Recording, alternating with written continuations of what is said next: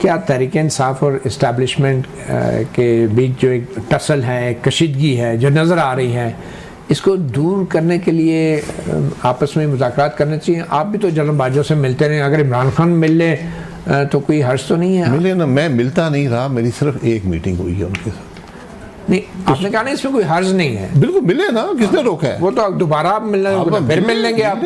अभी बतौर कन्वीनर अवाम पाकिस्तान पार्टी भी आप मिले होंगे। किसको? जनरल आसिम मलिक जो हैं, मैं किसी को नहीं मिला।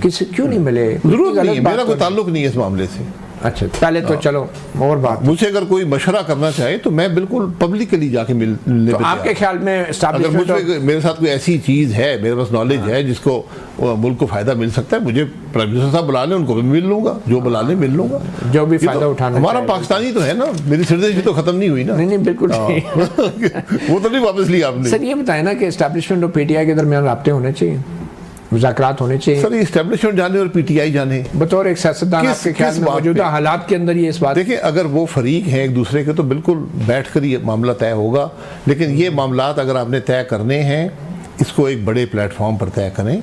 आज ये बात तो दुरुस्त है ना कि आपस में फरीक बन गए ना, एस्टेब्लिशमेंट और पीटीआई फरीक हैं, ये बात तो हम सब मानते हैं ना।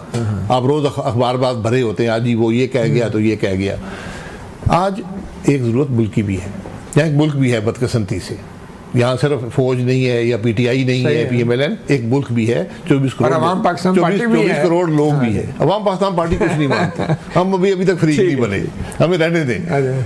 तो अब इशू ये है कि मुल्क कैसे चलेगा, आप वो रास्ता ढूंढें अपने। आप बताएं ना, आपके नज़दीक क्या? मैंने आपको 100 दफ़ा बता चुका हूँ, आपको पहले भी बता चुका हूँ, एक टेबल पर बैठना पड़ेगा, कोई और चॉइस नहीं है। ये टेबल जो है जेएचक्यू का होगा या इधर पार्लियामेंट? मैं अवाम पाकिस्तान मुहैया करेगी। अवाम पाकिस्तान आप बुला रहे हैं सोच से? टेबल जिसका भी हो, आपकी सोच से जुडिशरी नहीं, मेरा ये काम भी नहीं है और ना मेरा वो। उसमें फौज के नुमाइंदे भी होंगे, फौज के सरबराह, जुडिशरी के सरबराह, 5 मेजर पार्टीज के सरबराह। अच्छा, ये बैठे आगे के रास्ते का तयन करें। इसमें कोई कॉन्स्टिट्यूशनल बार नहीं है। अच्छा। आज मुल्क के गैर मामूली हालात हैं, आपको हल भी गैर मामूली मिलेगा। आपकी मुल्क को स्टेबिलिटी चाहिए, कंटिन्यूटी ऑफ पॉलिसी चाहिए, आपको रिफॉर्म का एजेंडा चाहिए। ये किसी जमात के अंदर ये सलाहियत नहीं है। तो ये बात आप वज़ीर-ए-आज़म बनने से पहले नवाज शरीफ को बताते ना कि भाई बैडी आप क्या कर रहे हैं? उस वक्त तो मुल्क चल रहा था मेरे भाई। किधर चल रहा था? आप कैसे आए फिर? जिस तरीके से चल रहा था, किसने तोड़ा, क्यों तोड़ा? मियां साहब आज तक सवाल कर रहे हैं, परसों भी उन्होंने सवाल किया, पिछले हफ्ते भी सवाल किया है, मुझे क्यों निकाला?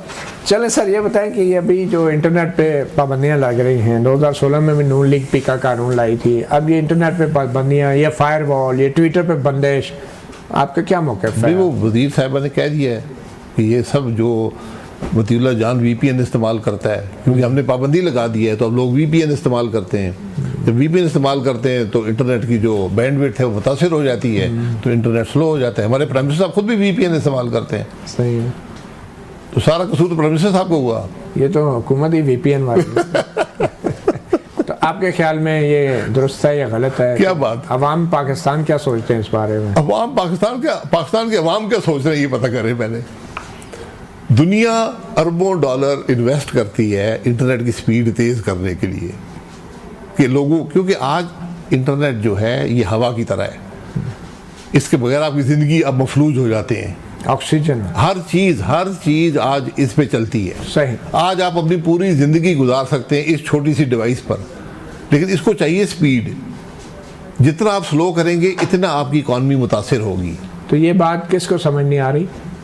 जिसने भी ये प्राइम मिनिस्टर को समझ नहीं आ रही, वो तो खुद वीपीएन ने, ये किस प्राइम मिनिस्टर साहब ने किया। अच्छा, प्राइम मिनिस्टर कर रहा है, और तो कोई ताकत? और मतीउल्लाह जान ने किया है। अच्छा, वीपीएन इस्तेमाल करके। भाई मैं तो टेक्निकल आदमी नहीं हूँ, मुझे मुल्क की वजीर बता रही है कि सर क्या वो पंजाबी कहते गल साढ़े ते आ गई तो सुलह ही कर लो।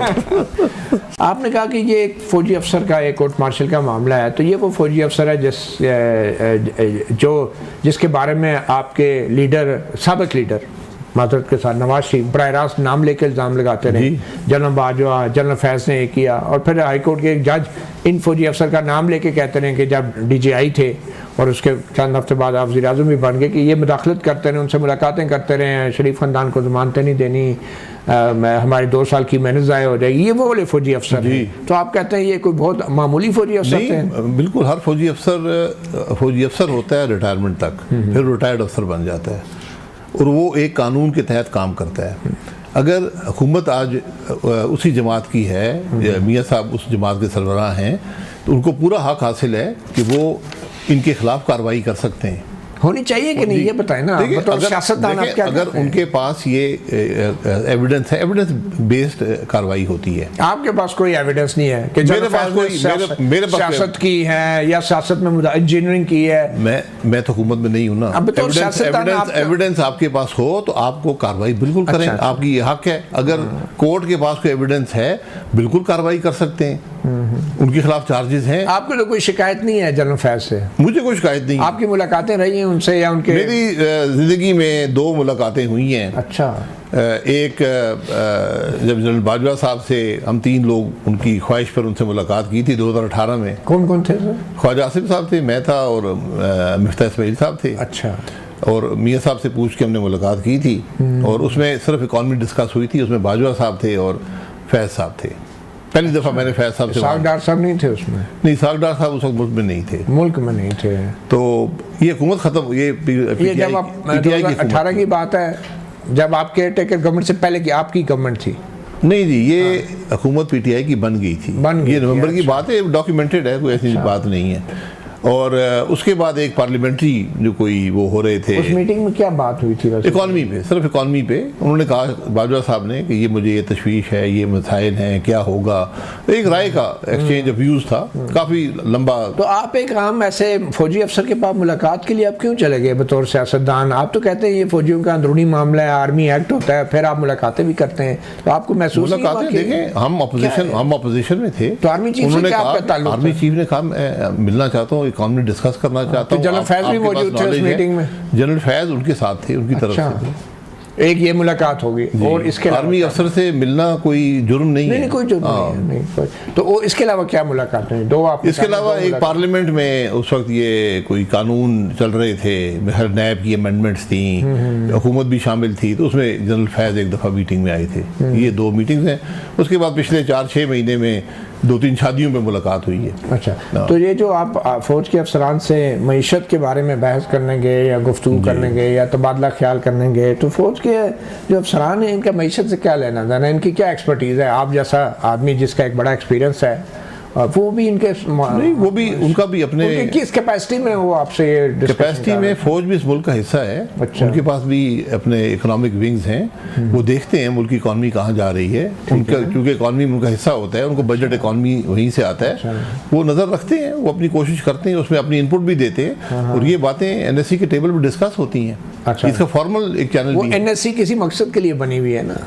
इसी मकसद के लिए कि वो इस मकसद के लिए कि आर्मी चीफ अपोजिशन लीडरों से मुलाकातें करें, बुला के उनसे डिस्कशन करें। अपोजिशन लीडर से बिल्कुल क्या ये सियासी सरगर्मी नहीं है? नहीं, क्या ये ओथ की खिलाफवर्जी नहीं है आपकी भी और आर्मी चीफ की भी? जी, हमको छुप कर तो नहीं गए थे ना। नहीं छुप के, इसलिए अगर ये उस वक्त की हुकूमत को इख्तलाफ है इस बात से, तो वो कार्रवाई कर सकती है उनके खिलाफ। ठीक है। बहरहाल आप कहते हैं कि जनरल फैज के ऊपर किसी किस्म की सियासी सरगर्मी का इल्ज़ाम अभी सामने नहीं आया और ना ही आपके पास कोई एविडेंस नहीं है। अगर हुकूमत वक्त के पास है तो वो कर लें, और अगर जजेस के पास है वो कर लें। आपके पास कोई एविडेंस है वो प्रोवाइड कर लें। आप लगता है कि नवाज शरीफ भी गलत बयानी कर रहे हैं, शौकत सदीकी भी गलत बयानी कर रहे हैं, अभी तक दीगर जो शवाहिद आए हैं वो भी सब